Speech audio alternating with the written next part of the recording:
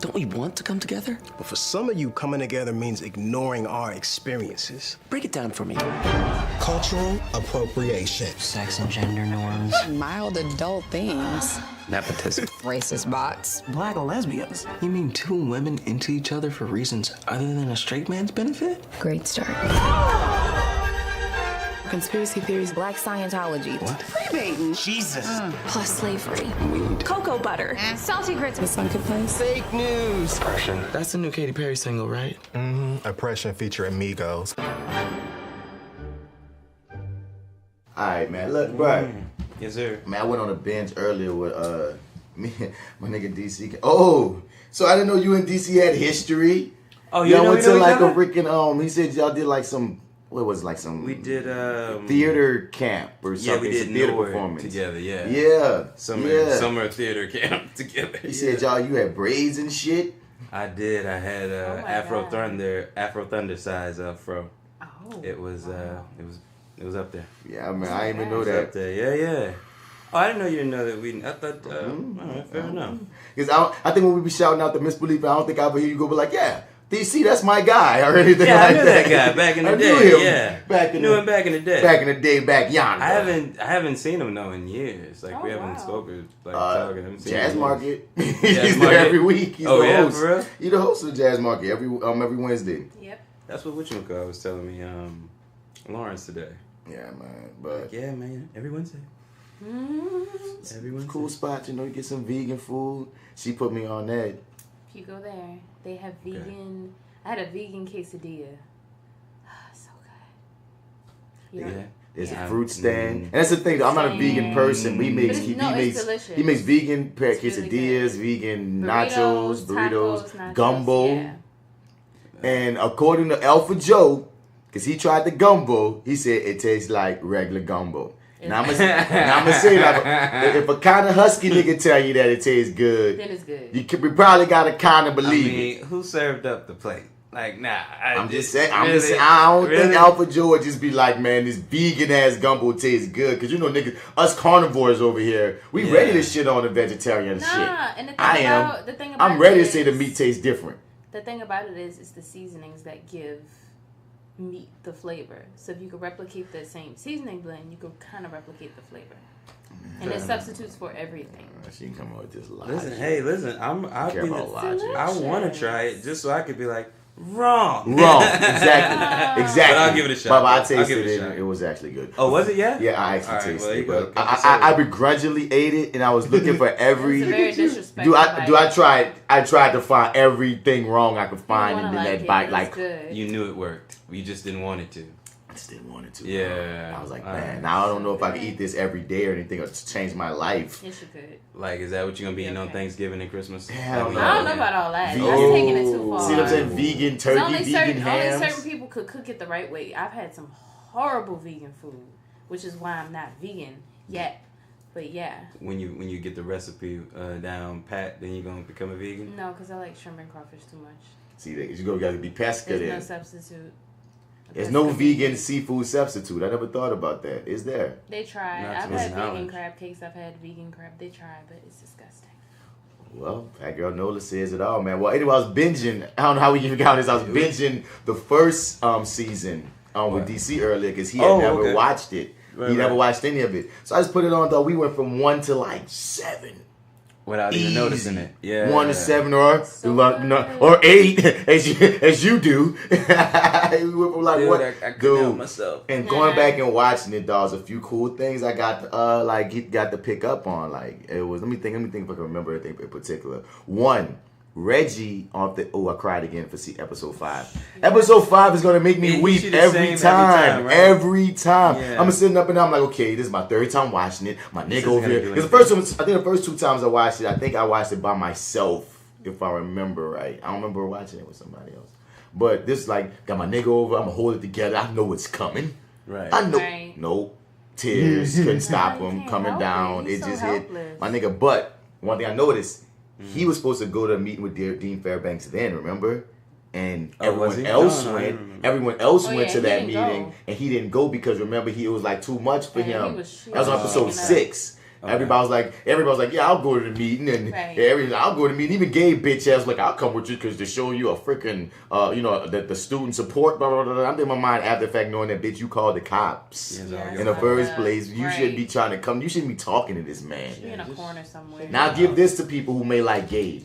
The first couple episodes of Gabe wasn't too bad. Like, especially new Gabe. Of the show? Of the show. Okay. Because once again, when I'm coming in with the movie Gabe in my head. Movie Gabe. Dude, he gets no redemption. Dude, but like, I won't lie. I want to watch the movie again, man, because y'all have that like fresh in your head. He's horrible. He's the whiniest piece of shit ever. He's bad. I hate him. He's bad. Bad casting. I hate him. Bad casting. Bad casting. Yeah. Yeah, because the thing is, I don't like Gabe more so now because of, things that came after the first couple episodes of Gabe in the show. He called the police on Reggie. He be doing all this weird ass white boy shit. Right. And then we go into especially this season. This season gives me more issue with him even so. Oh no, he dumped Sam on some bullshit. Yeah, but they made me I grew to not like Gabe over the show. Right. The movie, I felt like the first time I saw his face, I was like, fuck Gabe. So I might have projected some of that on. I feel like he was crying.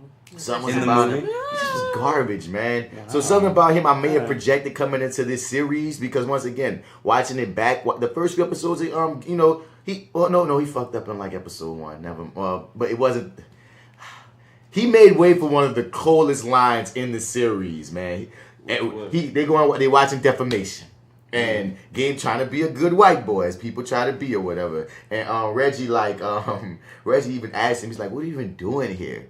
And I forget what Gabe tells him. Gabe is like, I forget what he said, some white boy shit. And Reggie said, "Just don't think because you got a black girl on your arm that means you could come and tell us how to be and this and that, this and that." And then Gabe like, "What you about to do? Hit me?" What boy? Reggie looked at him. He's like, but contrary to popular belief, man, I don't settle disagreements with my hands. Hit you, nigga. I should hit you for thinking I should hit you for you thinking I was gonna hit you. Oh. I like Reggie. Nigga, I should hit you for thinking I was gonna hit you, bitch. And he called him a nigga. He said, "Nigga." You can't say it back. Bruh, I was joked out. What else I could think back? Reggie's current roommate. We know he eventually starts the riot, but you know what I mean. His own little protest and shit later. Yeah. Does he have more of a presence watching this the second time around? Do you notice him more? He the nigga. Remember when Nia Long and your boy and Troy came out and they came out. Remember he came and said, he said, "Thing just died." After Nia Long and Troy was. They woke up the next morning after they had their little rendezvous. Yeah. You remember Troy hit Nia Long?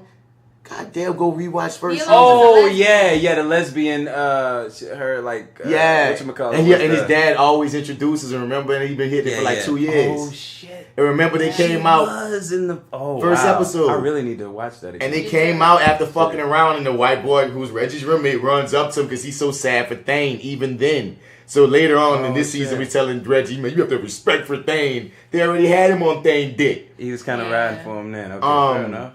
Damn. The white girl, they use their little actors, bro. The white girl that's she was just on these past couple episodes that we were watching. If she wasn't on these past episodes, she's coming up. She a white girl, she's integrated in, she got dark hair, and she's very vocal about being mistreated since she's been transformed with the dark hair. Yeah. Her name's Abigail. She popped up in Dear Abigail on like the first episode. Sam kicked her out because they get mad because this DJ is telling the dude who's over the radio station is telling Sam, "Hey, look, man, I'm getting a lot of shit, man. So we gotta calm down because you're the one who da da da da da." And she so they let this white girl take Dear White People's space because it turn Dear White People off for like a day, and that's what the supervisor tell him. And Sam trick him into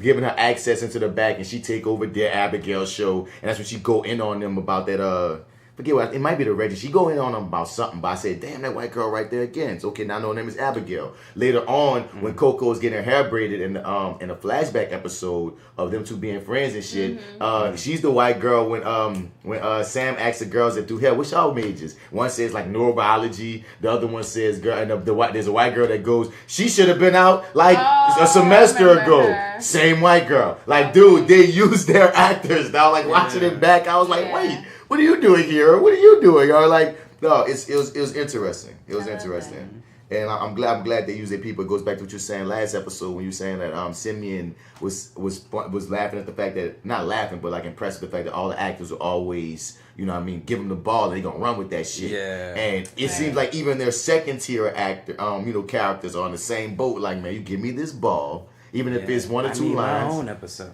dude, because you never know who's gonna get an episode. Like even looking at Kelsey from back in the day, it's just. Because there's one other thing I noticed, but I can't remember what it is right now. It's going to probably come back to me while we're talking. But it was like something else popped. And I was like, wait, what? Like this is happening early. But yeah, and I'm so glad that Lionel doesn't have a crush on Troy anymore. Looking at their brotherly relationship now, remember, I forgot that he had such a crush on Troy. Right. You hear me? So I was like, oh shit, this is weird. Come on, you guys are buds. Right. You gotta Stop move that past shit. this. Move past this. Yeah. Even Silvio called him on it or whatnot. And oh my God, seeing Silvio and how he interacts with people is interesting. Yeah. I wish I would have gone back and watched it before. You see, you make me want to now. Yeah, dude. Like I'm gonna finish it out just cause I got to like 7 or 8 of 10. Right. And you just like I said, the rewatch is so crucial. Let me see how many episodes is in Volume 1. But it also made me once again 10, and once again made me miss Sam with the camera. Sam had the camera all through season 1 too for a minute. Right. Well, not all And through it, but she just kind But she of still had it. dropped at some point. yeah. Well, I'm glad he's still having a documentary class. You know, that's part of her Right. shtick. But I can even see how they're pushing her to more be. They're pushing it more so like the radio show and her voice is her angle more so than her output as a filmmaker. That's the sacrifice. And also, I got to call. I was talking about how Sam and Lionel's relationship. She tells him early on that she really likes Lionel and shit, especially when Lionel give her that scoop that Silvio and them already have at the Independent that she's the one who sent the emails out. And Lionel's first, Lionel tells Sam as a heads up, look, man, I want you to tell your own truth because I don't want us to be the ones whoop-de-woo.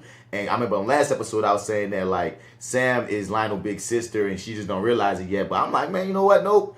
I think you do realize it. We just don't have enough interactions with you two. Right. Okay. Because she even straight up told Lionel, I fuck with you. And then even on this season, she was like, man, Lionel will get it. Not saying that, some incest shit, but I'm just saying she cares for him. They just need more, they need more interactions. Right. Or whatnot. But that was just my quick little rundown and shit. Yeah, man. So I gave you enough time to roll your blunt. You did. Welcome to Reviewing Them Dere White People. This that actor guy, Martin Bats Bradford. You can find me on all your social media platforms at Mr. Bats. Spell that Mr. out and you ain't gonna find me. And I'm here with the Reviewing That crew, you dig? What's up, y'all? It's J.Steel of TheMisbelief Radio Show. You can find me on Instagram at IamJSteel_. Also, FatGirlNola, which you can find at FatGirlNola on Instagram. And your favorite host, Marty, here, MartyEdwards 504 on Instagram, Twitter, and Snapchat. You can also find me at lowrainpictures.com, where I co-host a show with the Arrogant Observer called Your30 with Marty and the Arrogant Observer. Check it out. Yeah. All right, so niggas assembling almost teams on a reviewing spree at this point. You know what I mean? So we got Reviewing Atlanta coming. Got a squad there. You feel me? You already know we got more shit coming because we gonna have Deadpool. We gonna have Ant-Man. We gonna have our own shit coming, and we also talking about like True Blood, Supernatural. Yes. Our squad, we got all this other shit man. coming. Boom. Now, Arrogant Observer. I'm having this feeling I might have to grab you for something. A finite review of something I just realized I never finished the second part of. What? The Get Down.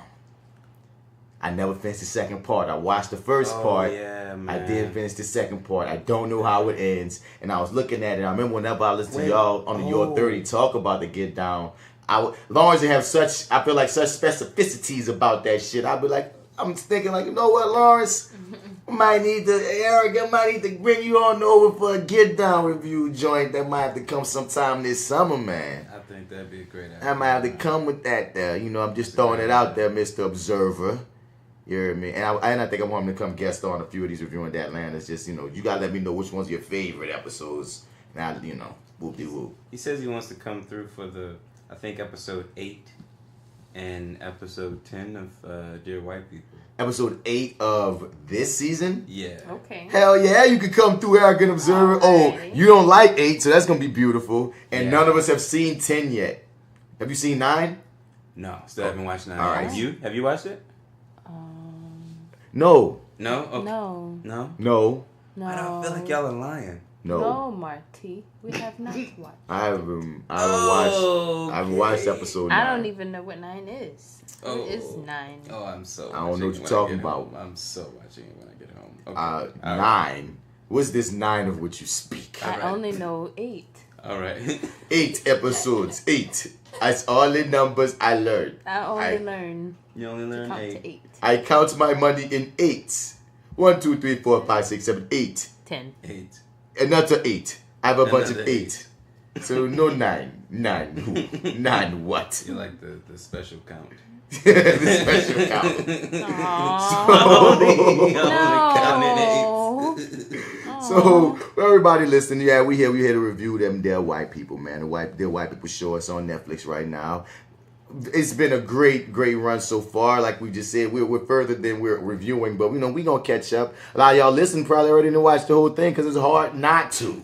Straight up and down. So as we get into, we're on Volume 2, Episode 4. With her political capital on the rise, Coco sets her sights on a new role, but a startling discovery forces her to rethink her future at Winchester. This was a great episode. It's I an really dug amazing it. episode. So any initial thoughts before I talk my shit? I know after the last one, looking at Coco and looking at everybody's arc, I was definitely excited to see that we get a Coco episode. Yeah. I think that Coco has so many different layers, and at first she kind of comes across as like the stuck up, obviously driven black girl, but she has so much more to her, and I really was excited about this because I wanted to know more about what makes Coco Coco, because she isn't as just like all of them, they all have different facets and different layers to them, so I was ready to kind of see and learn a little bit more about her.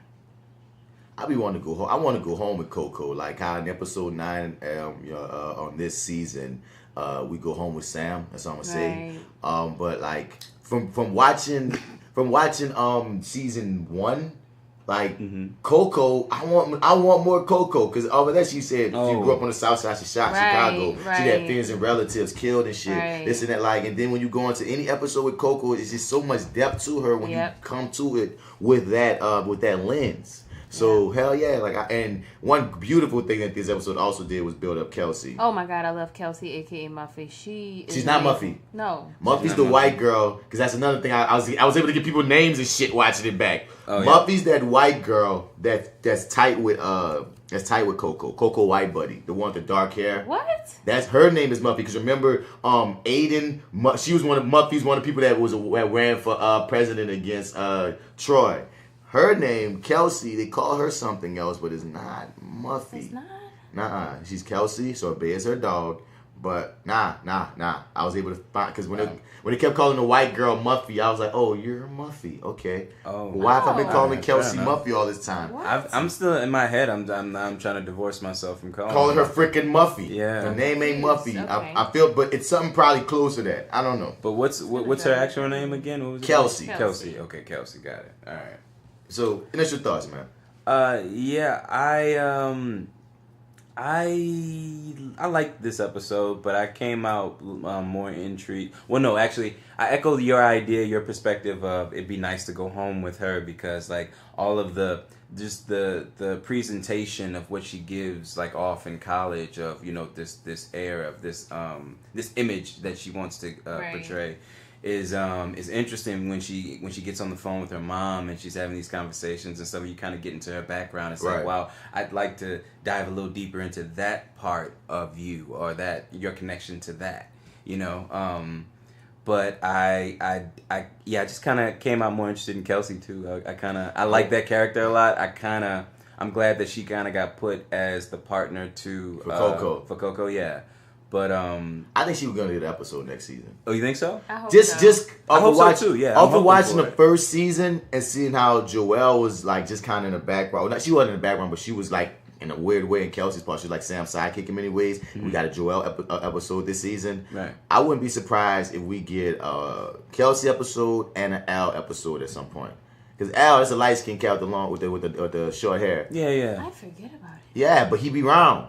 And he definitely has a perspective. And the African exchange student. He may get one too, because these are these side characters, these periphery characters that are you know who they are. Rashid, Right. Al, even if you forget their name, they're part of the squad. The squad, as you know, is Sam, And it makes Reggie. it more interesting too when you get to finally see other perspectives, especially if they do the whole linear storyline thing where they show you different perspectives of things that already happened, and getting that from those secondary characters next season. I mean, if they decide to go that route and repeat events, that'll be really interesting. I mean, I guess I'm just noticing Joelle got an ep she didn't last time, and I'm hoping they give one of these other secondary people that's been around an ep, such as Al, such as Rashid, or such as Kelsey, or all three. I don't care, because these people, they can act. Right. You know what I mean? Like, that's what tear you it see, down. like, when the ball's thrown at them, these motherfuckers can act. Yeah. So, let's get into the episode, man. Dear White People, Volume 2, Episode 4. For the people watching with us, we're pressing play now. Abigail. Oh, there go Abigail again. They go to I just spoke of her. Oh, little whiny. That is Abigail. She's been around since season 1 in very specific white spaces. That's crazy. And the episode starts with her ironically talking about how it's been a hard time for her to integrate in, yeah, you know. how she's been having a hard time transitioning into Armstrong You mean Park. gentrifying. A person with feelings, and she loves black people, and she's not a racist, but I just don't Just I use understand. cocoa butter. I don't Butter, understand yeah. their ways. I don't use like cocoa me. butter. Come on, girl. So the setup is basically Coco's at the top of the house, and people have grievances, and they're going to her to handle them because Troy is out of commission. So we're seeing the rise of Coco in general in this season and in this episode, because she even laid it out there that she Michelle Obama bound in her head. You know what I mean? She like I'm about to big dog everything, and everything that she does is a step towards being this powerful black woman. Right. Even her later choices, as we're gonna come to see in this episode, all goes towards that. So while she's hearing all these white people grievances and giving them advice like only Coco can give. What's her boy name? Yeah, I was about to ask, what's her lapdog's name? Because what's funny is he used to be Troy's lapdog. I can't think of his name, but he's so funny. So he comes in. What's his name? We're gonna bring him back. Miles. I want Say it a that bunch Rock of times. Nation Is it Steven? internship. No, it's not Steven. I just heard his name. like James. James, okay. James, that's James it, of Oh, Core. disgusting ass James. Yeah, the conservative. So What does CORE stand for again? oh my I god. can't remember. They'll probably tell us a little later. Dude, CORE is like a freaking classic organization for like black rights, dog. Right. I'm mad you called nigga right there. It stands for No, I didn't know it either. yeah. I had to look it up right fast. 'Cause I forgot. Is it the Congress of Racial Equality? Yes, it is. Okay. And what's funny is I was in a play. I was in 2 plays, and so when you asked me that, I remember having to know that hard up. Oh, fair enough. So when you asked me that, I couldn't remember it. I was like, "Oh, you motherfucker! My Man, bad. why did you even do that? You feel me?" So we're like, yeah. So yeah, Core, and I think Troy and Troy and Coco were over the black version of that in season 1 as well. Like that was one of Troy's many hats that he was wearing. But you know, Troy ain't around here no more. We're gonna find out about Troy later. James and this motherfucker is like he wants to take over as the new Troy, but that's not happening because you know Coco here with her. Is that licorice or jerky? I think it's licorice. Yeah. It's licorice. Coco would not be eating jerky. True that. Yeah, She's right. too good for that. Yeah. So Then again, she is well. So we're building this past once again of you know going in the back in the day, seeing about these secret societies and whatnot. They building that whole narrative. Like this story about the secret societies and the Order of X is ongoing. And so far we've got our little bits and pieces, but they keep on adding on to it. Right. And what they talking about here with this? They talking about how the Black Student Union even came so to they be. talk about the Black Student Union, and then at some point I think this is when we hear about CORE as well. How no. CORE gets formed. Is that right? No, this is all about how the Black Student Union get found. Because remember, right now she's at the top of she's trying to be at the top of everything that Troy is basically leaving hanging. So, and when your boy James comes in there, they go into the history about how the Order of X links to the Black Student Union and how basically the Black Student Union came to be and how they stayed woke and how it was the women. Oftentimes, that was like they were showing how the women oftentimes kept it afloat when the niggas was fucking up, much like what's the hell going on right now. So, girl, she started. You was right. She started the CORE for women right after the people in the BSU was fucking up. So I'm wrong. You was right. So CORE eventually becomes administration's only officially recognized group that deals with diversity, and Coco gonna have to run all that. Yeah. Look at that look she give. They show the picture of everybody. She already looking at Troy like I'm taking your spot. You hear me off the That's dump. mine. So, I think it's supposed to be a meeting dealing with I think she's supposed to be dealing with a meeting on both ends. Yeah. And things are freaking up. She's basically kind of reading these white people, and they're coming to her with their so-called issues about how hard it is to acclimate to living in an all-black house. And she's basically checking them. She's hearing their side and saying, look, I need for you to understand that you ain't shit. But she's saying it in her own very Coco way. Right. But now just speak on the level of she's trying to run 2 meetings at once. That's you know what I'm saying? Right. She over here over Armstrong Parker as the president, running shit, hearing everybody's grievances, while the dude from Core come in with his people like, look, we trying to run shit, and she over here just Wonder Woman, Superwoman, every type of woman. You dig? And once again, as this judge, showing us, super black women come in all kinds and such. That's one thing I do love about this show too. All these characters, there are no cliched characters. As soon as you think you have the cliche, they turn on his head or add a wrinkle about this person. Like if you saw Coco by herself in someone else's perspective or in someone else's episode for like 10 seconds, you're like, oh, she just that stuck, like you said, that stuck up one or that stuck up white or that stuck up black chick or whatever, or that superficial black chick. Then you find out even back in first season when old girl Sam tried to say she wasn't woke, she straight through on Slam. You got light skin privilege, yo. Like don't come at my dark skin ass who got to deal with this. Like off the dump, she was like, nigga, I am not what you think I am. I have depth. I've been through shit. You feel me? I love that about all of these characters, from all of them really. Because even funny enough, when I looked at Lionel, Lionel had this episode in season 1 where remember they tried that this dude, this white couple tried to get him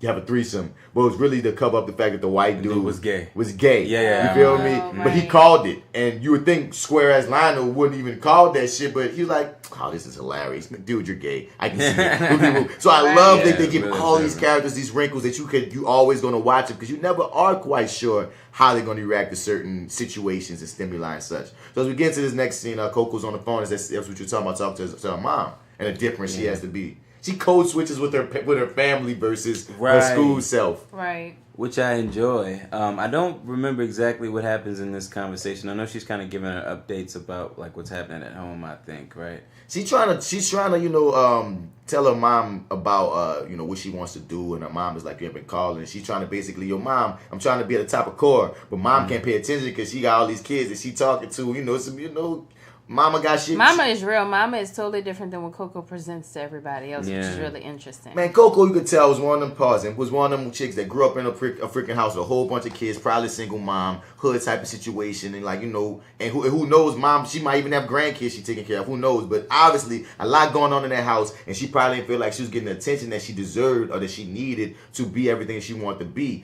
And you can tell as she on her demeanor on this phone is like, I'm always fighting for your attention, but I love you, because moms is saying trash sides and they're like, you don't have no time for us. And Coco like, well, when I make time, basically look like you don't have time for me, even when I make it time for you. Right. So one thing about Coco that we notice is, man, she got a lot of pressure that she puts on herself in many different directions, in many different angles. Here's Muffy, the white girl Muffy. Her name, actual Muffy. Yeah, her name is Muffy. We've been calling the wrong person Muffy. I don't know what to call Kelsey anymore. They call her Kelsey, goddammit. There's another name. There's another cutesy name, and I feel like what's that thing? The Mandela effect is happening, where it's like, no, that's not true. That didn't really happen, but I mean, I guess it's true. Her name is Muffy. It is what it is. Well, at least the white girl is. So the real Muff comes up, and she basically has this list of all these white girls got these problems that apparently that they want Coco to fix. What one of them says, because my hair is curly, can I say the word nappy? No, you can't say the word nappy. She brings up the term ask. Black people always say ask. Yeah, and what shit. is it with the black people want to ask? And it's like I love that Coco's response is, don't y'all have Google? And that goes out to all y'all fucking people out here who be wanting having all us. These dumbass questions that like, bruh, like let's start doing that to white people, asking them shit about like white how people. they operate, how they are. Why I don't wanna go. We just start stereotyping, but it gets to a point where it's like, if you know one black person, they got to answer for all black people and shit. We're representative of all black people. As if we don't have different thoughts and perspectives and experience. Like, fuck y'all. And you should already know, if you have to ask that question about nappy, you should know you can't say that shit. Exactly. And what they call it, man, African American something vernacular. Like there's a technical term for how we speak. It's AAF. I think. You see, I don't know what it stands for. African American English dialect. Is that what it is? Maybe so. There it is. AAVE. Yep, African American Vernacular English, known precisely as Black Vernacular, Black English. Basically, it's a dialect all to our own that's actually recognized. So when people try to be like, man, like try to down talk us for speaking Black, quote unquote, because of our colloquialisms or semantics or whatever the hell you are.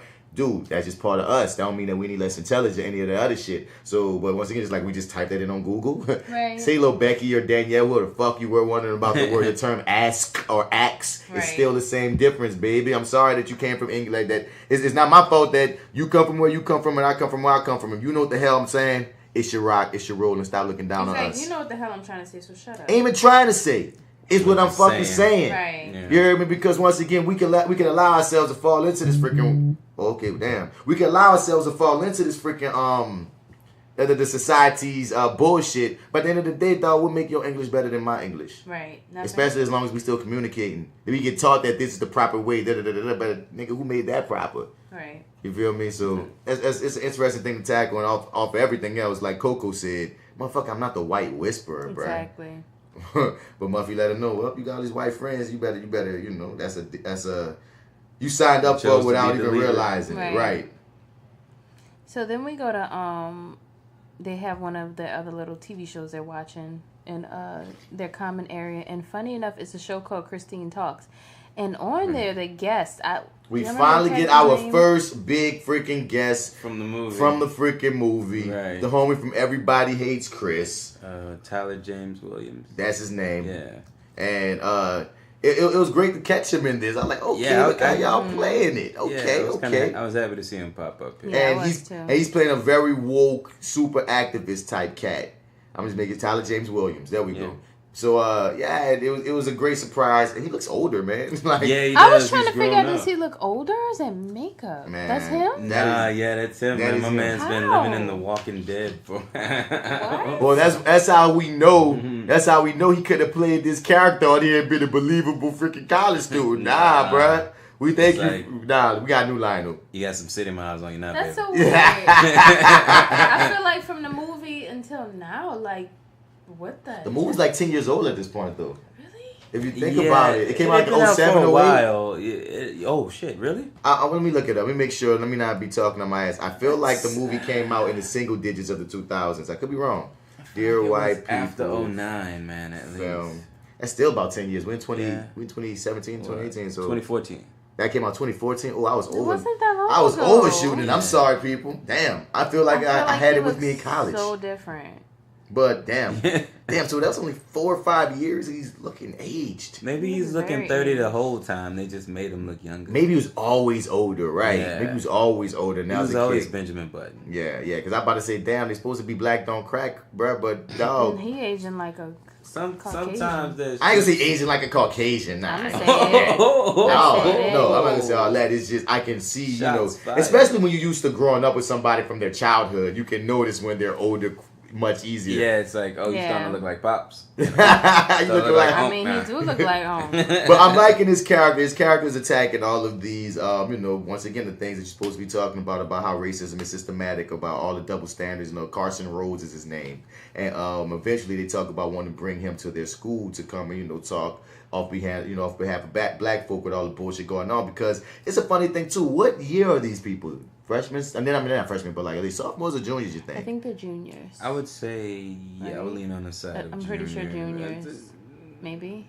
Sophomore or junior? I want to say, I would lean on side. A lot of people running for heads of different things. I think they're at least juniors. There's no way that they're sophomores. So I'm glad that they're pacing these seasons the way they are, because technically only a few months have passed between season 2 and 1. Right. Reggie's still reeling from what happened at that party and everything. So this is very close. So I was looking at it, I was like, man, because in my mind I felt like they were juniors too. But I'm like, y'all, I don't want y'all to burn out too fast. I want them to be graduating in season 3. So I'm hoping that they just keep on pacing it so we can spend 3 or 4 seasons in their junior year and another 3 or 4 seasons in their senior year. Right. Don't go away, show. I love you too much. So right here at this point, I think it's when Coco's starting to get her inspiration to a degree to become the leader of everything, because Troy's not stepping up, and people need that from the white folk there to the black people there. It's like she's deciding that I'm gonna be the And that's what she is. HBIC. That's what she wants to do. This is a woman that like has already decided that she wants to be greater than her environment that she grew up in, and she also is always talking about running for She just president. said she want to be senator, First lady, senator, yeah. Come on, son. And that's when they bring up Pegasus. They're trying to get into this elite group. And that's another thing they jump into on this show about like even if like these organizations that people join to get up. You know what I mean? Whether you look at the secret societies or if you look at fraternities and whatnot. Mm-hmm. Because Pegasus, what the fuck is Pegasus? You know what I mean? It's just like they say, it's just a girl cult to a degree to get status. Yeah. And it almost seems like, especially with Coco being a black woman, and this is a PWI that she goes to, I have quite a few friends that went through the same thing where they have like in the real world, it would be a white sorority. And a lot of times, people in those white sororities, you all kind of benefits and perks and all these great things, but at the end of the day, you have to be white. And every now and then they'll have a black girl in there, but it kind of reminded me of that.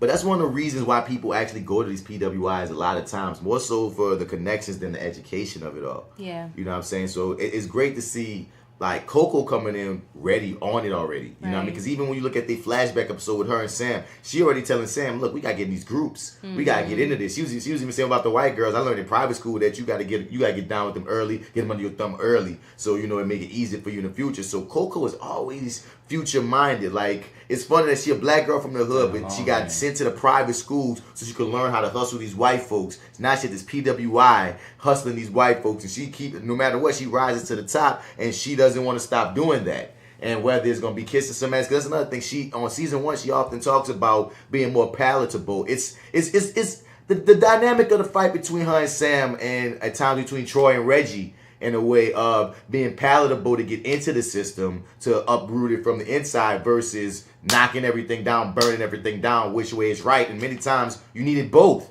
I often say, when you look at people that be like, man, Martin Luther King didn't have it right, we need to follow this way. No, without Martin Luther King, we wouldn't get this, and this. But without the Malcolms and the Hueys and the Black Panthers, we wouldn't get this, and this. Yeah, you need it all. Right. You need it all, dog. So I hate when they try to act like there's one way to solve a problem when the problem is big enough. When the problem is so grave and so huge, if you think there's only one solution for it, if it's freaking been marinated and grown and festered and racism, homophobia, misogyny, you know what I mean? Like, come on, these aren't problems that you're gonna put one simple Band-Aid on. Right. So come on, guys, let's be smarter. And I like I said, I just enjoy that Coco has the mind of, look, I have a plan. I'm gonna get it. I'm gonna put it into action, and nothing's gonna fucking stop me.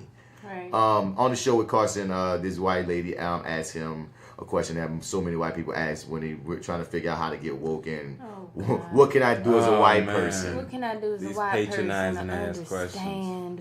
How can I relate to you better? Should I watch more of the BETs or the Jet magazines? Bruh, basically. You know how crazy I'm, because I'm down and all that shit. It's like, my dude, like, and I've been around. Your struggle. Dude, I've been. Ooh, Coco got ass, and Kelsey got ass too. But everyone has ass on this show. Yeah, that's why. If you haven't noticed. Yeah.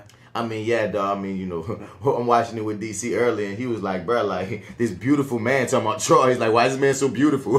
He's like, this man has too many cuts, man. Why does he have so many cuts with this chiseled jawline? Yeah, it's like, they picked all these beautiful people. I'm like, dog. I said, dog, yeah, Troy is a beautiful man. And I'm looking at Coco with this beautiful skin and shit. Now she fine and shit. I'm looking at Sam, gorgeous. I'm looking at all these people. I'm like, yeah, bro. This is just a show full of pretty people. Good looking people. And then you find out later that Lionel cutting shit. So it's like, what the fuck? Like I said before, women already knew Lionel was fine. Did they? Okay, and once again, this episode starts with just black girl ass in our face, and I'm going to appreciate it. I don't give a goddamn. So, but before I forgot my thought was black girl ass took me off. Damn, dog. Before I even paused it right quick, because I want to be like, hold up. There's one thought I want to finish on what the hell, nigga, what you saying? Some of the last show, the white people, these questions. Oh, I was at a spot once where a white woman did ask this question, because we just did this play about like revolutionists and that. They had to talk back, and people ask questions. And this white lady asked, what can I do as a white person? And I was like, I was fascinated. I was like, wait, I'm actually in the room, and the white person asking this question? Yeah. Wow. Nigga, I raised my hand like, Tell your white friends to stop being racist. Call them on they shit. Then I started just going in. I mean, I went in for a minute on this woman. I didn't lose my cool, but I was like, I've been waiting to say this shit. Listen to black people when we're talking. Don't instantly think that we're a threat. Did I also say tell your fellow white friends when you're in your own racist bubbles, call them on their shit? Google. I started going in, dog. Well, so what did she say? Okay.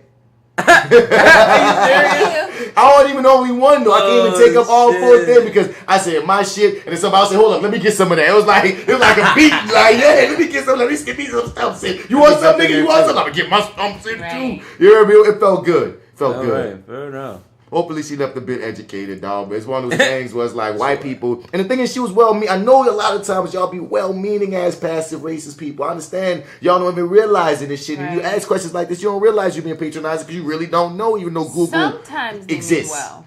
Sometimes they do. They try. I don't want to quantify it because on any given day it could be a sometimes or most times depending on what part of the country we in and what kind of white folk we dealing with. Right. But I'm just saying, like, if you're gonna sit here and ask this question sincerely to me for a real white person, please do your own research. Can you do your research on this shit and then ask black people? Like that can that be a trade-off? Like, you know, before can we start somewhere? Can we come from a place of a foundation? You maybe get a little bit on that first and then come with your questions later on. Yeah. Well, I can feel like the question came from a learned place. Yeah. You know what I mean? Like, please. What can I do to learn more about you? Oh. And if you start with Martin Luther King, then I know you haven't been learning anything because I hate that they make the former terrorist, one of the biggest terrorists of the United States at one point, and they use his shit to foster their bullshit. And it's a funny thing we look at history, how many people it's funny when I look at Malcolm and Martin. It's hilarious to me that Martin, before he died, was saying that the I Have a Dream speech, as they showed us in this shit, might have not been the way. Malcolm, before he died, was way more peace shit. Like he said, I went to Mecca and I'm on something else. But what they like to sell us is Martin was for goody good, nice shit. He got his ass, or he just wanted to, lay down and be peaceful. And Malcolm just wanted to cause a ruckus. When, if you look at any of the nuance in any of these situations, even the simple version of that ain't real. You know what I mean? Right. Even when Malcolm was at his most ruckus causing, he still had an era of, if you fuck with us, if you try us. He often wasn't saying, let's go run up on niggas. He was saying, well, let's defend ourselves, not be bitches most of the times. Right. Martin Luther King be like, okay, let's go for this peace. But once again, Martin Luther King often be like, look, to sit here and accept your abuse and your bullshit, that's braver than most people would even realize that allows someone. So, like, I'm going to sit here and no matter what you do, I'm going to still maintain my dignity and my right to be here as a human. I can't hate on nobody that has that type of zen about them to attack the system and still talk that shit. So, once again, I look at all these things and how white people and how the white society twists all these things and how we view ourselves and how we view history. So when they come into this shit, like, how can I fix it? Bitch, go read, go research. You can figure a lot of this out on your own. So all that to get around, it just get my soul when that happened. But press and play again. We got these fine ass black women. We got Kelsey. We got Coco. And what's the scene right now? What's popping? So we have Kelsey and Coco together. We see Coco eat more of this nasty ass licorice. And Kelsey's going on and on about sorbet. And then at some point she tells her, she's like, why are you eating red licorice? Because apparently Coco actually hates red licorice. Oh, this is when we about to find out the big news. Yeah. Right. But they went around the way to give it to us. Right. And Kelsey, before that, Kelsey's just kind of like, what's wrong with you? Like, why are you laying down? Because Coco's just kind of laying there. Did you have a sex dream about Steve Harvey again? Right. And so then Kelsey called it. Yeah, Kelsey even throws something out like, wait, are you pregnant? Straight up, Kelsey calls it. She's like, you are pregnant. You know what I mean? I think at this point we found out that she Trinidadian and shit. You know what I mean? We did not know that. And like over the course of this episode, I just love how down of a friend that Kelsey is. And how she becomes and what we get to see about how this character grows with Coco. So, they go run to the trash can and find what? Go back and forth and she keeps asking her why you looking in the trash can, and Kelsey digs in the trash can and finds a pregnancy test, and yeah, it's positive. And who did y'all think she was pregnant for? Troy. So you instantly was like, it's gonna be Troy. Troy, yeah. Oh yeah. You thought it might be somebody else? For a split second, I was wondering. Really? Just for a split second, I was like, wonder if it wasn't Troy, because that was an obvious guess, but it was like, they've been at each other's throats and to a degree, and I was just like, man, well, who she been fucking besides? Like, I was not long ago. And yeah, once again, all these things are, you know, she could have been fucking Troy a couple of months ago. And once again, I gotta remember that it's not like years have passed between these two seasons. Yeah. She could be beefed out with him this week, but 2 months ago they were just having sex. So like, yeah, but boom, boom, boom. And when it sets your mind as Troy, that's what makes everything so much more layered and hilarious to me. Right. Given where Troy is. She's been given, and she's been also saying things in passing to people. Like she said something to Lionel in his episode. Tell your roommate to stay away from me. Right. And some, you know what I'm saying? So like she's been kind of throwing daggers at him before all the whole time. Moment, every time we've seen Coco, she look at him with such disdain when he walks in out of whatever quote unquote jail or whatever. It's like, dude. So do you think she already knew that she was pregnant for Troy and she's been having just sitting with that bullshit for a minute? She's been sitting with it for at Yeah, least I a couple think she has been sitting with it and trying to deal with it, justify it, probably block it out of her brain for a moment. You're the woman. So what's the steps, woman, in the room of when this shit happens? Well, if it's a guy like Troy that you don't actually like and that you're kind of like in denial, you're gonna spend the first few days kind of like, okay. Does she not like him though? I think it's more of a I didn't think she did. I think she still got feelings for this nigga, man. And that's why this is the thing. If it takes energy to be upset with someone. So if you feel how Coco feels, you have a lot of resentment. So she still cares. She's absolutely. Conflicted. But she also feels like shit because Troy basically, I think she feels like Troy is strong alone. So she feels like, okay, now I feel stupid. Now I have shit in my face. I feel dumb. So it's more of that resentment. If she didn't give a fucking have no beef, she would just be like, okay, whatever. You know, and she seemed to be like, oh, hi. That to me, but as I a think woman. also what adds to it is Troy ain't shit right now.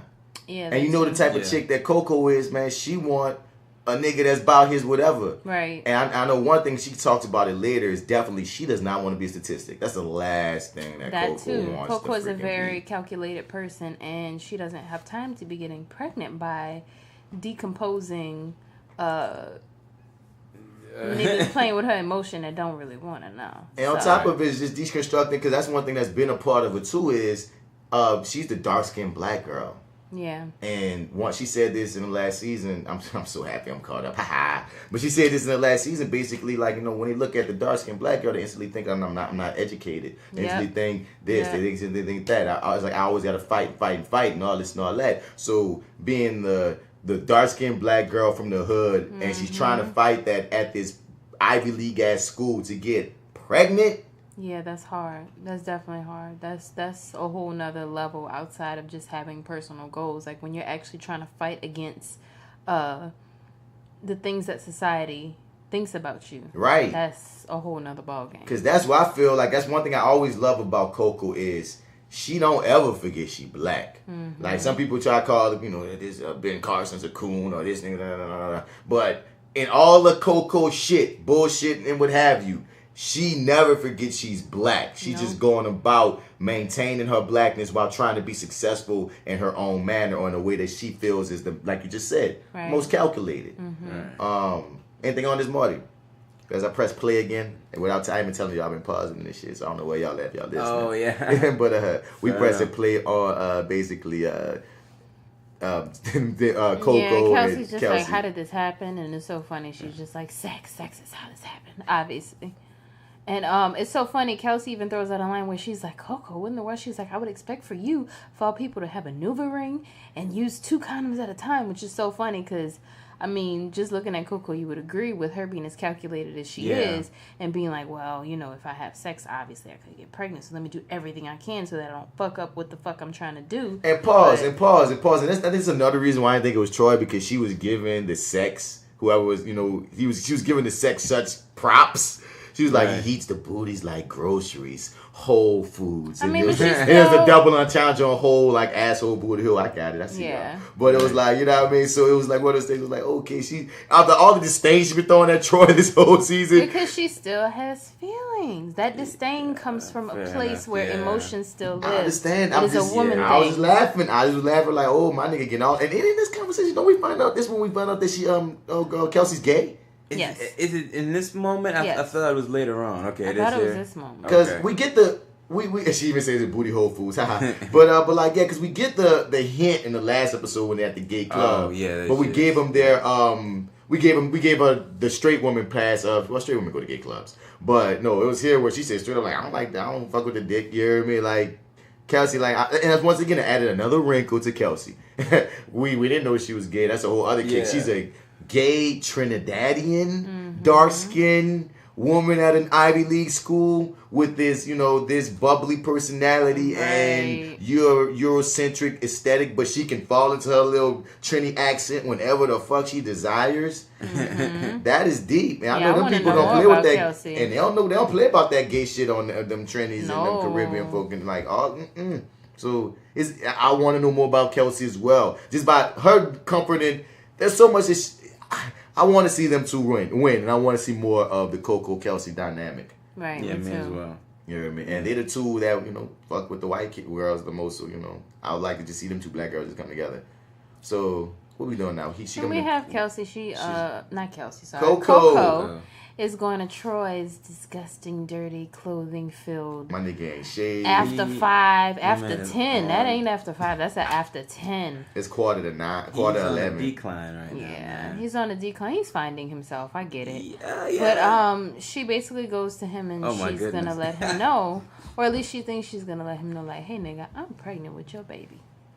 Yeah, and I think she decides after. I don't think she tells him. She doesn't tell him right here. Yeah, the first time. And it's so crazy when he used to hide his little pipe while he smoked his weed in the bathroom. Now he got full blown bomb. Yeah, it's my out man in the open. used to blow it into the toilet paper roll out the window with the shower going, nigga. Yeah, no one's gonna know. And he was always clean shaven. It's just such a secret, and it's just It's all out in the open. This is who I am. And before we ever get to a Troy episode, we see Troy's story be played out through once again everyone else's perspectives. So even though we don't get a Troy episode until maybe next episode, maybe episode 2. The next one, the one after. Yeah, because I feel like it's a while before we get to see his point of view in this show. Right. But we still get to see his story play. But like his though is almost like a full, and we'll talk about it when we get to it. But his stuff is almost like a full beginning, middle, and end. Yeah, well, he had his, like when it goes to the end. Yeah, he had it like it's a oneer that was just. And so you've been waiting for Troy, huh? Right. Yeah. Because they've been dangling him, dog, like throughout everyone's story. Because that's something. Because like right now, what's going on with Lionel?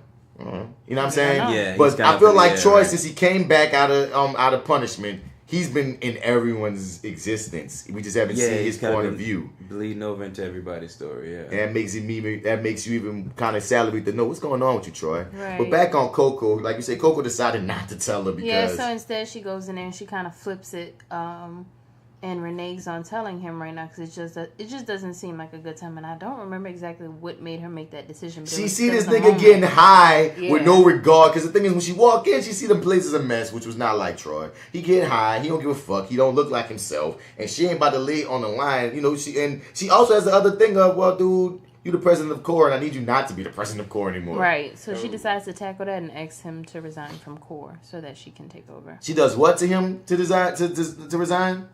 She tells him that he needs to resign from CORE. I'm just saying, because the axe, we ain't supposed to say the axe. I'm gonna say my axe hard. I'm gonna axe your face up, motherfucker. So Troy gives it up easy. Yeah. You're like, all right, whatever. So now we go to this meeting. Obama. Yeah, now we go to this meeting where basically Coco announces that she is going to take over and lead CORE. Coco. What did I say? No, I'm just saying her name. Okay. Say her name. Coco. James trying to take up into it, and he get his ass shunned. And this is an interesting thing. I just spoke of Lionel, but Lionel tried to tell Coco something, and as they do on this show, we're going to find out from later what he's trying to warn her about. And how he leaves off his camera. Poor Lionel. I love him. So, and one thing I want to shout out. And I'm noticing all the other characters we saw, like that guy from the party there, from the writers' party when they were backtracking trying to find our boy's keys. Yeah. Oh, yeah. There's Abigail again. They use their actors. So they have a quick vote, and James tries to take Coco's spot, but Coco has all these connections. And the thing is, I'm so impressed with the fact that Coco has all these connections to these spots that even James had to be like, I need that BET internship. Like, you know what I mean? And I'm like, damn, Coco, like, who are you? What kind? How did you build all this? How do you have all of that? How are you doing this? And everybody, basically get behind Coco because once again, she that bitch. Right. So now we with Coco. I love the lighting. I love the shots. I love her skin. She's looking at herself in the mirror. She looks really good. And then she gets Abigail. She gets a text from Abigail that says, Keisha accepted my apology, but now I have to shine her shoes. How many shoes equals reparations? I love that question. Oh my God. Unlimited. What are you guys hoping for at this point for her? Are you guys kind of leaning one way or the other? Do you think so at this point, I didn't believe that she was actually pregnant. I thought that maybe, and this is just coming from experience, I thought that maybe it was going to be like a scare. Right, and she was going to go through the motions of doing all these things and preparing, and then at the end find out, okay, I'm not actually pregnant. Okay. That's what I thought. Oh, was okay, gonna happen. okay. I thought she was gonna be pregnant, and honestly, I thought they were gonna ride the storyline of her being pregnant for a few episodes. Oh, okay, really? I thought that was gonna be a wrinkle in this character storyline, and something she was gonna have to just overcome and still win. I thought it was gonna be one of the things. Oh, they gave her this, and now I think about it, I'm glad. Spoiler alert, I'm glad that they didn't go that route because why give the dark skinned black girl the pregnancy? Why even go? I'm so happy that they didn't do that.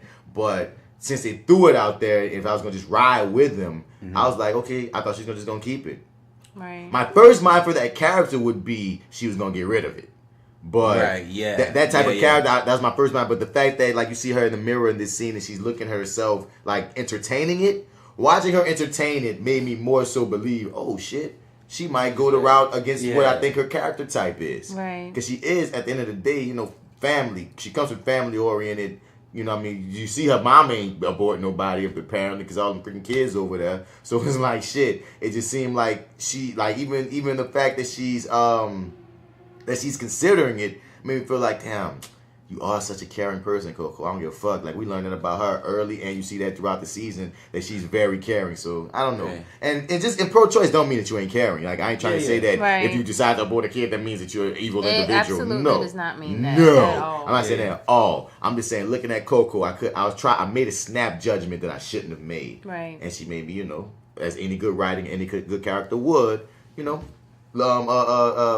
doubt myself, doubt the whole situation. What about you? What do you think was going? I thought that initially I thought that we were gonna kind of end up at the place that we kind of did, or at least at the decision that we kind of ended up at. That was my initial thought. I thought she was gonna have an abortion, and then when she told Troy, I kind of rode that wave You mean later? Later on. Yeah, later on when she did that, I thought, well, okay, no, we're gonna ride this wave. I at this moment, I'm thinking that she's wow, she just might keep it. Yeah. But I was kind of on the fence because also too, I don't really have a lot of season 1 or whatever in my head.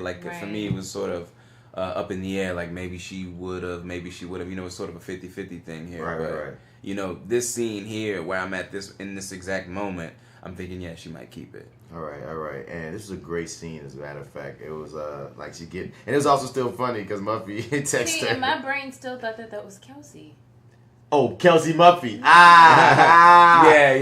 Me too. I thought it was funny because I was like, she I'm just horny. kind of came out to her. Right. And then she accidentally says, I'm like, oh, haha, you're funny. But that's something that both of them would Muffy. do because Kelsey, Kelsey was Muffy was the horny white chick in their squad when they was younger as freshmen that wanted to get laid and shit. So, so she's imagining herself with a big stomach and she's taking it in, and then Kelsey steps into the room. But the way she takes in her stomach, that's a great shot that the camera's coming from below. It almost seems like she's already pregnant. It fucked me up for a second.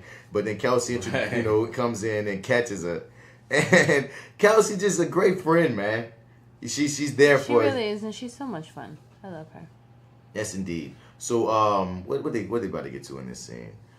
That's when she gives her. This is when we figure out that Kelsey's actually Trinidadian because she gives her this special, I think it's like a tea or a juice that's supposed to help pregnant women, and then she also offers her, I think it's a foot massage. Yeah, she's massaging her feet while she's getting this tea, and she's letting her know that she's gonna be there for her or whatnot because and that's when we find out her being Trinidadian. And it's a funny scene, but once again, it makes me want to it won't make me fuck with Kelsey even more. This was a Coco episode, but it grew both characters. Right. So after this, then we see, and I'm just noticing that they're showing us the dynamics between her friendship with Muffy and her friendship with Kelsey. They're almost comparing them because that's the main two people we keep seeing her with. Yeah. And her and Muffy's storyline together is they trying to get in Pegasus, and Muffy claimed that she didn't get in Pegasus, and Coco says she didn't get in Pegasus. But we find out later, of course, that Muffy did. Of course Muffy did. Of course she did. Right. You know what I mean? Doing that white woman shit. I mean, you gotta come clean at some point, though. So, we got not Muffy. All these names. Coco. Right. Coco gets a text or something, and she realizes they hold this meeting, and apparently Dear Right People is this is when they what's going on here? Let me see. This is when they I believe it was emails that weren't actually real emails, and they were between Coco and Sam. Yes. Oh yeah, the fake emails. And they were fake actually, but basically Dear Right People, which is the really fucked up ass racist ass radio show. They basically, and I don't know if they fabricated the emails or where they got them. They definitely fabricated these goddamn emails, as far as I'm concerned. Yeah. Until I'm proven wrong on some season finale. Right. So then they make it seem like I think it was that the whole Troy breaking into the deal, everything that it was all set up. It was set up by them to cause chaos and to cause an uprising. So this brings the Black Student Union and Coco on up. It really brings all the black people on campus together, right? Yeah. And some liberal white folk. And they're trying to figure out what should we do. What's the move? And of course, Coco like being called a freaking minion. And I love these. Whenever I see Coco and Sam together, I just since we have the history between them, it's always this interesting dynamic and tension because like their jobs are on two separate things, but you can still feel the love through the fucking bullshit. I don't want to say hate because it's too strong because they don't hate each other. Right. But it's like, ooh, I just love the scenes. They always a bit of mutual care there on some level, and we learn way more about that later on. So they trying to figure out what to do. And what's Sam's plan? Sam is saying that we need to get Carson here. Definitely, we need to bring in Carson Rhodes because he's somebody that can stand up and basically call these white people on their shit and then make Core look like a unified front. And everybody, once again, we have this this leader, this big leader with connections and a voice. But they need their budget or their money, right, to get him. Yeah, they need Core's because Core is the only black organization on the campus with the most funding to actually bring him there to speak. And they have this whole discussion, which often happens when you there's this perception of Carson Rhodes. Like Abigail steps up and says, "Isn't he anti-police?" And it goes on again, like nigga, just because Lionel says no, he's anti-police, getting all away with killing black people. And there's all these once again the white people in there bringing up these issues with perception, how we shouldn't rock the boat right now and such. And that's exactly what you should be doing right now. They're slandering you. They're lying on you. Like, why are you even going to let this shit ride? And when you're here's something else that came to me just looking at the whole situation, man. Like, this, if you look at, I think we spoke on this on the last episode about how this whole campus is America, right? And if you even go deeper, they're the PWI, and they having problems, and they speak about how in America we're so fortunate compared to other countries. And I even think about it, how deeply you can look at that. Like, some people come at black people at these establishments and say, well, you're already blessed or you're already privileged because what type of shit you got to go through? You had a PWI, you had you got money or whatever, what have you. And some people look at us in America and be like, how can you claim to have problems in America when this is happening and that is happening, this is happening? Right. So it just added to the genius of when I look at a lot of what's going on, when I see this collective of black people coming together, and even still in this collective of black people, the fewest people on campus, these white people still in this bitch giving they fucked up opinions and not even understanding the not just the sanctity, but how important the stakes of what's happening here. Y'all worrying about image for Armstrong Parker, and these people trying to say, nigga, we trying to struggle to even be seen as human, even in this institution. Really, it's worse for us, because at least if we was at an HBCU, we're around people that of like experiences. Right. We're at a white institution. You hear me? So things will always feel more dangerous. But once again, no, go. What you saying? We get this really interesting shot of Coco, and she's talking about what's going on with the fabricated emails and all this kind of stuff and what they're going to do. And we get a shot that shows obviously something's going on with her. She looks very uncomfortable. It's a very close-up shot. She's taking a lot of deep breaths. And instantly when I saw that face, I was like, ooh, she going to throw up. I know that face. Yep, I was thinking that too. And and it was interesting because, like, you know, she's trying to play both sides of the middle and she has, you know, everybody in her head. And Sam sees that, look, you don't look like you about to stand up for this shit. And she says, fuck core. And someone was like saying, fuck the NAACP or some shit. And that's the metaphor I got from it when it's like, at a point you feel like the cores or the NAACPs don't have your back. Right. Or y'all placating more to this bullshit, or do you have the back of the little man? Right. And I think that's a piece of what's being said here, because that's a statement, fuck core. Like, they said it over and over. Right. And then Coco tried to flip it to her to make Sam look bad. But come on, man, you have to figure out how you want to play this. At the end of the day, and she, in a way, he appeals to her ego. To this, yeah. It creates your profile. If you deal with Carson and you the head of all this shit, you're gonna get all the attention. And you get some plugs with some national media outlets, Right. And it also helps your greater goal. But like you said, you can tell that she feels something like she's a throw up. She's a throw throw up. Right. I already knew she had to throw up. We know she's pregnant, and Lionel's still trying to talk to her, and Lionel gets it. And she gets the all over Lionel. Knew it was coming. Oh, It's it's the it. countdown to when it's gonna happen. It's like you shouldn't have stopped it, dude. And right after this, we cut to Coco. She's looking up abortion clinics. She's emotional. She's looking up abortion because she's feeling like she can't. This can't happen. It's too much. She has to be this leader that she knows in herself to be, and she can't be a leader like she wants to be throwing up on people, being sick, being pregnant, having a kid. Like, it's hitting her in the face. Right. And it's, Kelsey with the tea, man. And Kelsey comes back with the tea and talking about, oh, are you having back pain and itchy, all these early pregnancy symptoms. And she seems like the friend though you want when you're pregnant. Yes, she's definitely the friend you want when you're unexpectedly pregnant, for sure. Definitely. Right? And she admits that she's scared. And I like when Coco has those moments of vulnerability where she lets it be known, like, she'll this wasn't part of the plan. And they have a great scene together. And I like the way she put it. Either have some stranger suck the life out of me, or I go home with a pill and to do this alone. And that's when Kelsey's like, man, you're never gonna be alone. I got your back. I'm gonna ride with you. I made me feel like, Kelsey, what have you been through? I feel like you lost a kid. It's like no judgment, right? I feel like if something's deeper even here. On one end, she could just be just an amazingly nice person that's just riding. I feel like she must have sisters, or always wanted a sister, or got a dead sister or something, because she just rides so hard for her sister. Right. Well, other end, that made me want to do something happen with you. I don't know. Once again, we keep going back to a great Coco episode. Loved introspection into Coco, but I can't help but seeing like Kelsey. Yeah, there's so much more to Kelsey. You MVP in this motherfucker, man. Almost done. Right. And then she has a deal, and Coco even bringing up, look, I got this Troy going crazy and shit. So they don't Coco, like, she's understandably afraid. You feel me? As she should be. Yeah. I mean, you the woman in the room, so you get this. Yeah, I totally get that. I totally get being on top of the world and trying to conquer so much, and then having the unexpected, I hate to call it an interruption, but the unexpected interruption of getting pregnant and not knowing what to do and having all those decisions. And like Coco said, when you explore those options and you look at it for what it really is, it's not easy to make, those choices. It seems like an easy thing to say, okay, let me just, take care of this, as they say, move on. It's not that simple. There's a lot of emotion that goes into either decision. And Coco, like you said, Coco even said, I'm not the girl that just up and have a baby, but I'm also not the one that just run away from my responsibility. Exactly. That's the thing. That's that conflict, because it's like she's so ambitious and she's so goal-oriented, and then to have a curveball thrown in like that when you're trying to calculate everything in your little world, it's a lot to manage, but especially when you have a heart, because she's not a cold person.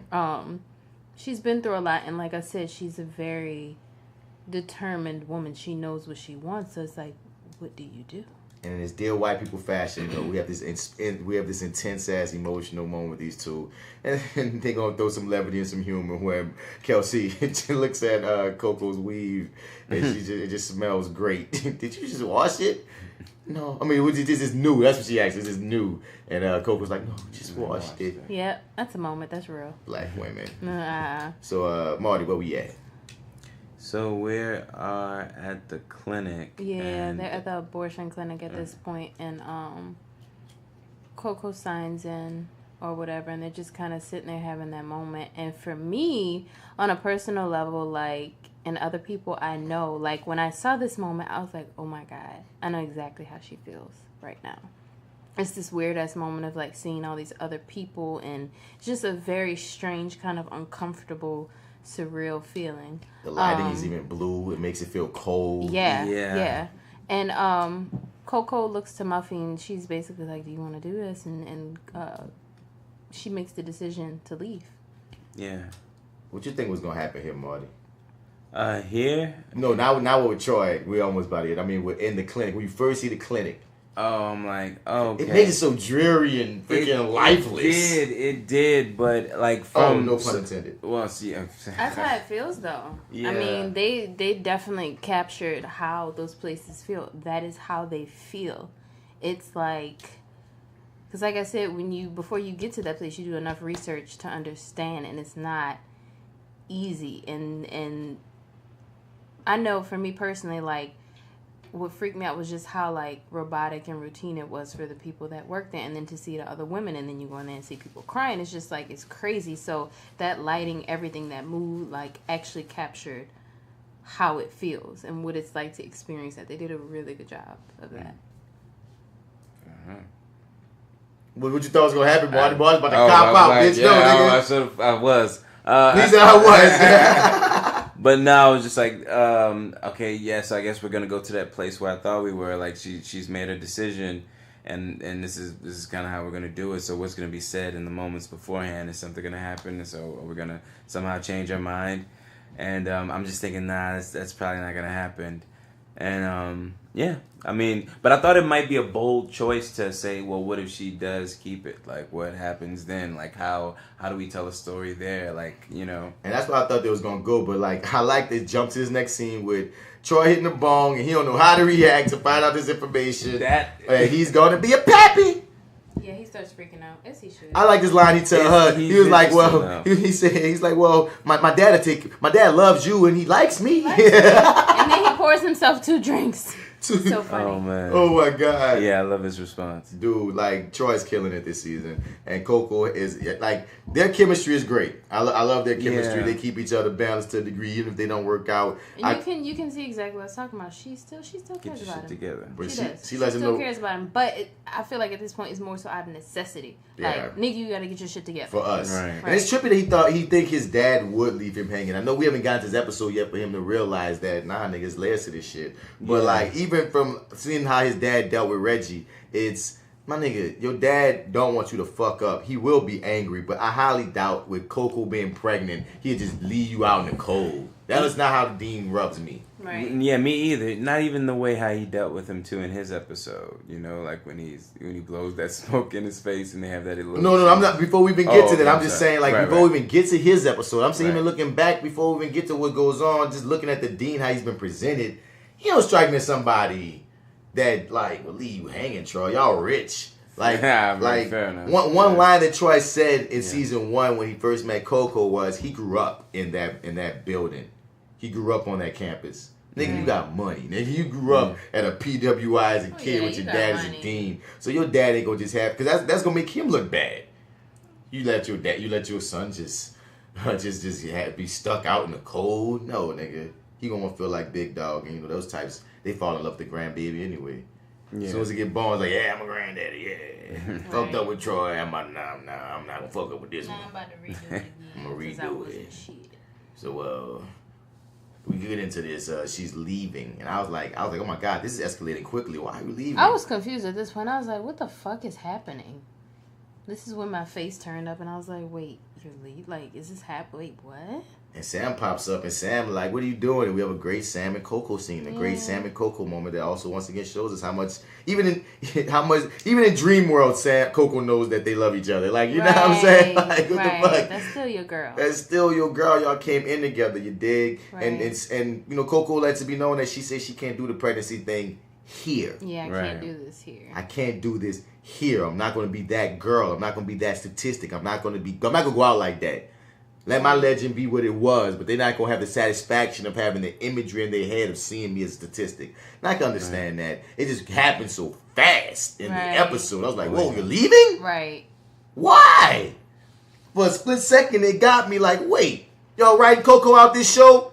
I know y'all ain't writing Coco out this show, bruh. That's why I was like, this confused. Is another bold move, too. I was like, okay, this is another way to go. Okay, what is this? Are we going to see Coco outside of the school? Like, my brain just didn't know. Yeah, I'm like, what's going to happen here? Right. But This is really interesting. Yeah, no, it's a dope misdirect. Spoiler alert. Because they committed. Yeah, no. They committed to this misdirect hard, my nigga. I knew something was. I should have known something was up when they said 18 then years when they later. said 18 years later, I'm like, wait a second. But then I really thought they wrote her out. Oh, really? I said, son, they got me. I was like, fuck you. This shit isn't real. No, the minute this is when I'll know we're in a dream. I'm like, yeah, something's not right. Wake me up, pinching myself. Yeah, I was confused and I didn't like it. And I didn't like it. I didn't think it was cute. It kind of depressed me. It's made me mad. I was like, Coco gonna go out like that? This is gross. Yeah, it was making me, it was bothering me, dog. But I knew it was a dream, not this early. Somewhere in the middle of this, when she was getting... 18 years, you weren't like, nah, man, bullshit. No, son, like I said, I was like, they about to write her out, and they just letting us know how she ended up, and they gonna let us go back to the school, dog. They had me sold, son. But at one point, she was telling her daughter all these things. I'm like, I feel like she's talking to herself. All those things she could become, and I was like, oh, this is You're talking to yourself, right? And that's why I'm like, this is a dream. It's got to be a dream. They're not gonna let this go out like this. They're not. Like that, it was later. Then it got weirder. And it's old Troy and older Coco and their little daughter walking on the campus of... And Troy is apparently engaged to some other woman, but yeah.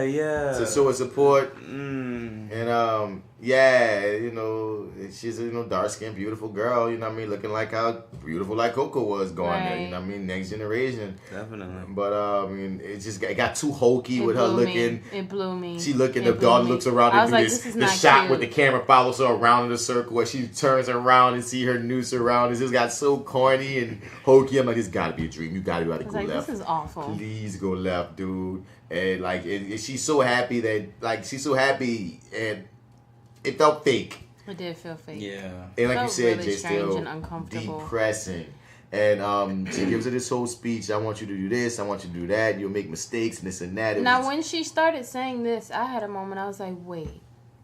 I feel like this is the process one goes through when they're deciding if they should have an abortion or not. Like, these thoughts. But she's like, this doesn't feel real. I had a moment where and then sure enough, we wind up back in the clinic. Yeah. And we see that she hasn't left the clinic yet. Nope. And she stood up and she's still trying to decide. And that whole moment was her envisioning, where does my life go if I have this child? And Coco decided to choose herself. Yep. She said, look, I'm about to boss up. I'm not ready for this. I'm not prepared for this. And I'm going to... Even the music switched up and it was like, bad bitch time, bad bitch walk. And like, pour yourself another drink, light a cigarette, and let the smoke hide you. That's what the music is singing. And Coco looking at the camera, looking dead at us. Every episode, like I said, every episode has been ending with them looking at the camera, but they flipping it in a different way. And it's just she took control of her destiny right fast because she did not feel comfortable sitting on the sidelines. That she didn't want to make that sacrifice if she knew she had the opportunity now to not make that sacrifice. Right. And it puts me in a position, like, even think personally, like, man, like, if I was in a position, if it was a pregnancy right now where I'm trying to, because she in college, but like, let's say your career was popping, and like, especially entertainment, I'm trying to come up, and it's like, I'm not there yet, but I'm getting it in. If a pregnancy popped up, I'd be like, fuck, like, as a man, I'm not even the one that gotta have the kid. As a man, I would be split, like, on one end is like, I understand the responsibility, like, bro, I don't want boom, boom, boom. But on the other end, I'm like, bro, selfishness gets a bad connotation. But to a degree, dog, sometimes you have to be selfish with yourself in order to set things up to be better in the future for whoever. So I understand that's a hard choice when she wants to be in the Senate as a dark-skinned black woman. You feel me? So that was a deep misdirect. It was a flip because they've not done anything yet in their canon in a series like that. I'm so happy it switched. That's all I'm standing by. I'm so happy it was misdirect. I'm so happy too. Oh my God. Do y'all watch Insecure? Yes. Yeah. Okay, y'all caught up from... no, don't ask me anything. You haven't seen I the am. You've seen the current So season? you're going to dance around. Okay, so let's dance around. She starts things and don't finish them. Alright, I'll speak as vaguely as possible. I'll try not to get too specific, but there's a moment similar to this that's more potent in like the season finale of this of season 2, where there's sort of a thought process of what could have been, right? Yeah. And it's like it's so much quicker than this. Yeah. Like it happens almost like dun, dun, dun, dun, dun, and it's so much more potent than what they gave us, because like almost. You know that's it's not really a misdirect, it's a what could have been. Yeah. And but they set that what could have been up just like this though, as if it was real life. I feel like this one, for me, this one sort of played as this one. The misdirect was no longer a misdirect once I felt like we saw like 18 years. It started for me to not feel like a misdirect anymore. Yeah. Like, oh, I see the seams. Yeah. Right. But I feel like this could have been shorter. But I still fuck with the misdirect, and it got me. Yeah, I can't front. You got me, because I'm like, because my brain went instantly to, they might write her out of this series. Like, and it might be that bold to just write her ass out and be like, because a lot of times when you watch these type of shows that come out on Netflix, when you get to the halfway point, they usually do something drastic. Right. And I'm looking like, okay, is this the drastic move that they're gonna take? That they're gonna just write her out and say, fuck it? Right. You dig? I heard that there's this. I'm not gonna say that. It was far from me. Don't do it. No, not this show. Don't do it. There's a show that, or movie. So I'm gonna just throw it out there to make it even more great for you guys. That we've already spoken, or a movie that we've already spoken about, that we might. Remember. No. Let me finish. That we might review. I said we might review one of this thing I'm talking about. I'm only. Is it Street Kings? I'm not gonna bring up anything. You've seen Street Kings. It's Street Kings. But apparently on one season of this show, they didn't even know they were gonna come back. So, okay, I already fucked it up. Anyway, it's a show. Anyway, on one season of the show, they didn't know it was going to come back, right? It was early in their existence. And apparently, since they didn't know they was going to come back, they killed everybody. They just made a bold move. They just killed every fucking body. And they just left you like that. And then they find out that they got a new season. And then they fucking... they figure some other shit out. So, I think I just listened to a podcast talking about that. So, I think I already had on my mind, like, oh... A show might just be bold enough because it's the philosophy of write your story as if you don't have another season coming. Because they compare it to, like, you look at a lot of CW shows, especially now. You already know that they write their story planning for their next season already. Mm-hmm. And the person on the podcast I was listening to was saying, man, people got to write their stories for the best seasons of shows is when they write their shit, like as if they don't know what's going to happen. They just giving all their best ideas and they rocking with that shit. And nigga got to die. Like that was a problem that people said about Dexter, that they held on to certain characters too long, or some like the peripheral characters kind of stayed in the same position and they had no freaking stakes at the point. Like the first 2 or 3 seasons, niggas was dying. You didn't know what was going to happen. It was intense on Dexter. Then after a while, you kind of knew what was going to happen. Didn't they just they ran out of, they didn't have a creative way to kill off like the characters. Like eventually they got to killing everybody off, but they did it in such a lazy and shitty way that at that point we didn't care. Like there was so much passion behind. Don't spoil nothing because we don't know who we Right. Sorry. Well, all I'm saying, I ain't saying nobody got to even die on Dear White People. But what I'm saying is my mind was already in the set to think that y'all might be this bold. Right. You know what I mean? Y'all just might be. I'm happy they weren't. I'm not gonna say that I'm happy they weren't bold. It's still bold to do what you did. It's still a great episode. Oh yeah. But I understand what you're saying about how Insecure, the way they monetized it hit you in a different way. But I like the way this played. Right? Yeah. But like for instance, all that stuff in that speech when she's giving her daughter could have been a little shorter. You know what I mean? Some of this whole sequence just could have been I'm not shitting on it because I liked it, but it could have been a little shorter for people who might have gotten ahead mentally. Yeah, right. Well, it felt a little indulgent too. I'm not shitting on it either. But there's like a moment where she's in there and it's like we're on her and it's like this is maybe where we snap back to the present, and it's like we're gonna fade back and she's gonna walk back to the door and have just one last conversation with mom. Where it's like, well, we could have ended it there, but now we got a little bit more to say. And this whole conversation walking. Right. So, but and could have been cut. Right. Because it got so mushy. Yes. I saw it so mushy. I saw the itching. I'm like, this has to be a dream now. Right. It has to be. Please be a dream. Oh, thank goodness. Because you know, I think you know, I got suspicious, especially when we had to go to college with her. Because if they just said 18 years later, and we just saw she had a daughter that got accepted in whatever, and it would just faded out, I'd have been like, oh shit, they did it. But the fact that we had to go to college with her, and we had to make this walk, and we had to see what happened to Troy, and we had to do all that, I was like, oh god. It's like, oh, you know, now that you mention it, I did sort of watch it wanting to sort of be right either way. So in the back of my mind, I was like, well, you know what, this could be real. When the 18th thing, like in the back of my mind, I was like, this isn't real, but it could be. Right. And then like by the time we got to the same dorm room and stuff, it was like, okay, cool, you can relax now. No, it's not real. It's not real. Yeah, it's not real. So what we landed on this episode? How y'all feeling about how it went? Yeah, I like to say I've not disliked any episode yet. I can't wait to get to 8, but I have not disliked any episode yet. I love this episode, and it was very relatable. I like seeing these different sides of Coco, and I like seeing her deal with that conflict while still trying to manage her image and her goals. So I definitely liked it. I liked Coco very much. Like to see the different layers. Would have liked to see a little bit more, you know, of her life back at home. Also, I dug the more information we got about Kelsey. In that regard, I found her fascinating too, and really high on this episode. Yeah, really yeah. Let me try to think about something right quick. Did this play into the overarching narrative?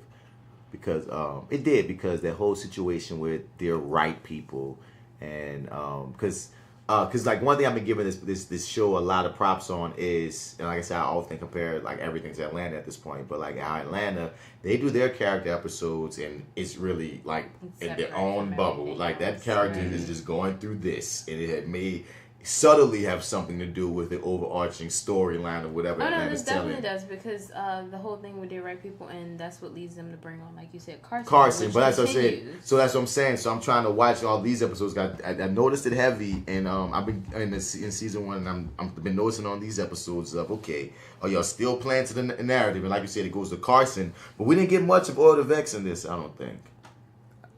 I don't remember. Yeah, no, not to my memory. You know what I mean? But I guess they're moving forward with the Carson situation, and we're going to see how that plays out because, yeah, we're going to see how that plays out. Yeah, man, I don't got nothing else to say on this ep, man. This was a good ep. It was a great ep, as a matter of fact. I just like that they keep on coming with the hits. They keep on hitting you in the face. They keep on trying new things. They keep experimenting, because I didn't expect for them to throw a dream sequence. I didn't expect for this woman to get pregnant. You know what I mean? There's a lot of things that they just do if I was to try and guess what the next subject matter going to be, because as you're watching this and you're waiting for the different actors to get their own episodes, I think it was around this time as I was naturally watching it that I was like, okay, where's my Coco episode? And then it gave me one.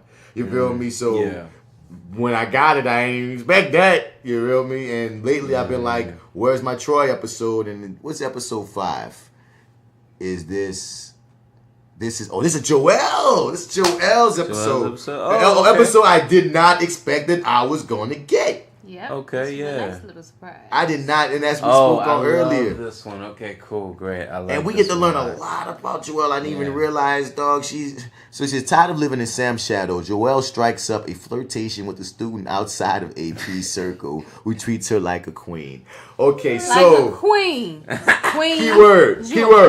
Queen. Goddess, Nubian princess. All right, so we gonna call that a teaser, you hear me? So this is about to happen. We about to take a quick break. We about to give y'all something in this part. We about to get refreshed, about to get our batteries recharged, and then we gonna come back to y'all after the break, and we gonna jump into this episode 5, chapter 5, the Joelle episode. So yeah, after these messages, we'll be right back. Fuck, I actually have that actual recording. I usually put that here. Yeah.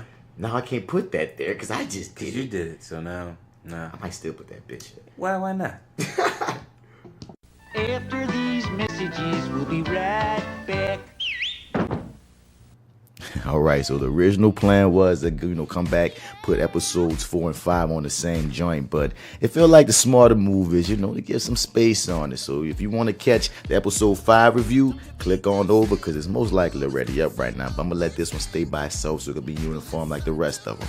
So, to catch up with me, Martin Bradford, you can find me on all your social media platforms at Mr. Bats. Spell that Mr. out or you ain't going to find me. And once again, send all your mail at reviewingthat@gmail.com. You can catch J.Steel at FatGirlNola on all your social media platforms, as well as I am J.Steel _ on Instagram, and check out her website, fatgirlnola.jimdo.com. Also, don't forget the Your30 Podcast with Marty Edwards. You can find him at MartyEdwards 504 on all your social media platforms. Subscribe to Your30 Podcast like we always be saying, and get at them at lowrainpictures@gmail.com. So once again, that's the end of this review for reviewing them there white people. Click on over to get to the next one. Thank you for listening. We got to